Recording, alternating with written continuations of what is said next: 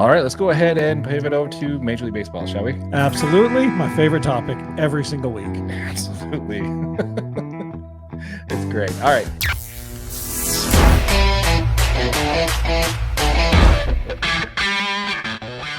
If you are part of the 95% of our audience that is not subscribed, please consider doing so. Thank you. So there's a lot of fun stuff that's going on with the World Series. First, let's talk about what a lot of people are talking about right now is the fact that this is the lowest rated World Series in quite a long time. Oh, really? Ratings wise, Game 2 and Game 3 have actually been the lowest ratings that we've had in World Series games. Do you think it's the teams that are in it? There's just no big market teams. Exactly. Okay. Exactly. I think this is something that everybody felt when it was going into Game 7 on both sides in both divisional and both championship series. Like, we can get a Diamondbacks Rangers World Series. Yeah. You know, Phillies versus either one of the other teams make it. Yeah. It's on different. track to be fantastic. The fact that it's two small market teams that are making it Struggling. It's definitely a struggle for sure. But that's okay. There's two things that we want to talk about when it comes to the World Series. Records were broken this year. So if you're following this sport, if you're following this World Series here, you probably already know this. But for the masses, let's go ahead and let the casuals know what's going on. So first of all, Ketel Marte has the longest hitting streak in postseason history. He has 20-game hitting streak in the postseason so far. Dude, that's absolutely insane. Yeah. We mentioned in our video last week that he's probably the most underrated player in Major League Baseball. Yeah. This guy's absolutely really stepping up in the postseason. This is what it takes, right? I mean, that's the reason you get to these positions is because big-time players step up in big-time positions, and he came to play. Absolutely. Yeah. We got Adolis Garcia has broken the record for most RBI in a postseason with 22. Just crazy. Those are two crazy statistics to be broken in this, like you said, small market World Series that nobody's actually watching. Yeah, I think it's crazy. And Corey Seager is proving to be another great postseason for him. Guy who's, I think he's got over a 900 OPS, so which is pretty good. Crazy. Yeah, so I mean, it's fantastic to watch. You know, these are two teams that were that you can count on one hand how many seasons ago it was they lost 100 games. Yeah. Wasn't that long ago. Big strides in the last couple seasons to turn the programs around and make sure they're successful. Like, it's pretty impressive. Yeah, absolutely. Did you see some of the controversy around Corey Seager this week? I didn't see that. Okay, so in case you haven't noticed, Mookie Betts has been hired by Fox as a kind of postseason coverage for the World Series. Like almost an analyst, right? Like exactly. He's showing up to talk about what's going on and his takes. And, exactly. So first of all, let me go ahead and congratulate Mookie Betts. It took about 2 weeks, but he finally showed up in the postseason.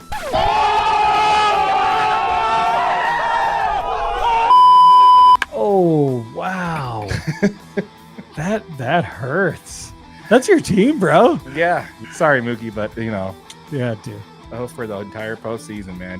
Anyway, so part of the controversy is that before the game, Corey Seager and Mookie Betts who were teammates last year. Right. Were talking back and forth, and you can kind of see how Seager gives Mookie Betts a little shove and says, "Don't touch me," you know. And people are like, "Whoa, what's that about?" You know. So I don't know how to take that. Probably, in my opinion, if I was Corey Seager, I wouldn't want Mookie Betts touching me right now either. Don't want to get that offer on my. You know, no, thank you.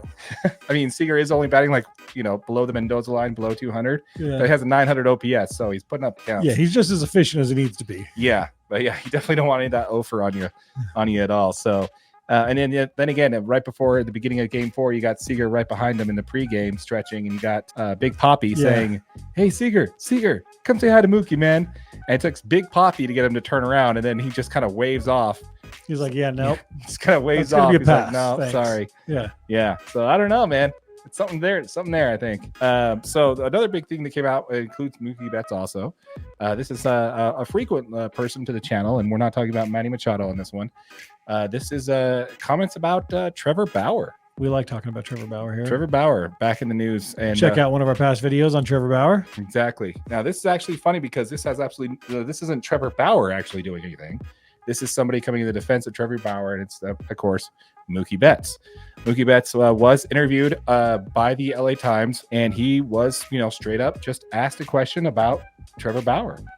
And you'd think that he would, sidestep it and do, let the league do what they got to do. There's a whole lot going on here. But this is the statement, and I'll quote, "My experience with Trevor Bauer is not anything remotely close to what everyone else experienced is. I love him. I think he was an awesome guy," Betts told the Los Angeles Times via the Associated Press.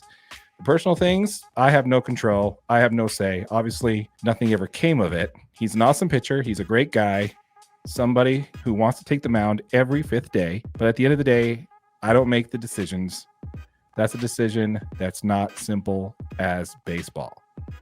He also made comments that he thinks that the Dodgers should consider signing him next year. How do you feel about that? That's a good question, man. I mean, we could talk about how this all looks, right? I mean, obviously, he's going to be catching a lot of flack from both sides of this. Yep. People who think Trevor Bauer is just a big old you-know-what, definitely kind of giving him the business right now. My argument on this is these are false claims that were made against him. And even if they aren't false claims, let's say they're 100% true, there are players in Major League Baseball that are playing on these teams right now that did far worse, that are currently in Major League Baseball right now. Still playing. Yep. Zuna is the guy I continually make an example on this. Like, there's video evidence of him, having some assault against his better half.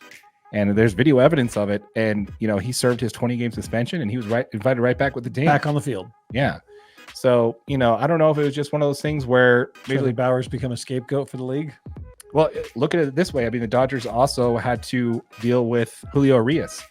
All the evidence on that one is just him shoving his wife down to the ground. He got suspended, and he's probably not going to be back with the Dodgers. If he's back with Major League Baseball, he's going to serve a suspension. Is this just Major League Baseball reacting to this or what? But I don't know, man. I think Mookie Betts got a point, man. I mean, this is obviously false claims that were made against Bauer. He spent a year in Japan after he served his year suspension without pay. Spend a year in Japan when nobody would sign him for the league minimum, including the Dodgers, who paid him $25 million to not play. It's not like he's some slouch of a pitcher, bro. This guy won a Cy Young Award. Yeah, I don't know. I think, like you said, he pitched a year in Japan. I think he should be playing in Major League Baseball again because, like I said, he served his suspension. Did his time, and some would argue that he did more than he should. So, yep. I mean, I don't know. What do you think? Same way, man. I think the dude should be playing. Bring him back. I mean, realistically, bringing Trevor Bauer back, any PR is good PR for Major League Baseball that's currently having a down World Series. You need to get people watching this sport again. They had a good year, but this World Series falling off, man. You need to get something that's going to kind of spark everyone's interest and, maybe bring some different eyes onto the sport. And I think that's good for baseball. Yeah, I'd have to agree. And again, if you watched our previous videos about what went wrong for the Los Angeles Dodgers this year, what was my number one thing? Pitching. Starting pitching. Guess what the Dodgers paid $20 million to do? Have Trevor Bauer not pitch for them. Yep. So just saying, guys. Let that man throw it. Exactly. I do got a couple interesting stats on the World Series. Oh, okay. Yeah. So teams to score first are 31-9 in this postseason so far. 31-9. Yep, 31-9. Okay. So whoever scores first in this could be the winner of the World Series. I mean, if the Rangers score first, they could be the winner of this World Series. Also, teams that out-homer opponents are 24-4 this postseason. So 49.2% of runs scored this postseason are off of home runs. Really? Yeah, 49% of runs scored were off of home runs this postseason. Yeah, that sounds about right. Yeah, there's been a lot. Diamondbacks just gave up a run. So, Rangers are going to win. They're the first to score 31-9 this postseason. Yep, you heard it here first, folks. Although this video will come out after the game's over, so probably about a day or two after. So once again, folks, if you're watching this on YouTube, the full episode of covering everything we talked about in podcast format is available on YouTube as a video underneath our playlist labeled podcast. It's also available audio only wherever you get your podcasts. And if you're watching on YouTube, make sure you like it, make sure you subscribe, and make sure you share it. We appreciate all the engagement with you guys. Keep commenting down below. We love it. Absolutely. We're on the grind to 1,000 subscribers. So make sure if this type of content you like, please be sure to subscribe. We're going to be giving away the first $500 in AdSense revenue back to our subscribers. So make sure you subscribe so you don't miss out on that. With that said, my name is Darren. This is AJ, and this has been the DNA Sports Recap. Till next time.